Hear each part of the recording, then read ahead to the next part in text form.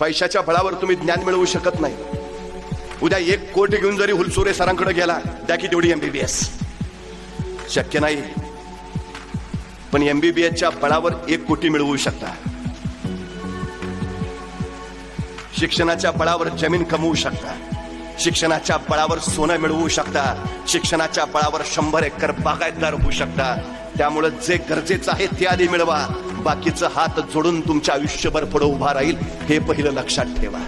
आणि आहे तुमच्यात सगळं आहे, काही अडचण नाही. असं कधीच काही होत नाही. मग त्यांना काय, फुलसुरे सरांना दिवसाचे 48 तास मिळतात म्हणून हे एवढं क्लास फीस सगळं. आम्ही सामान्य माणसं, आम्हाला 24 तास असतात. असं आहे का काही? जी मोठी माणसं झाली त्यांना दिवसाचे 48 तास आणि जी सामान्य त्यांना 24 तास. नाही, सगळ्यांना वेळ सारखाच मिळतो.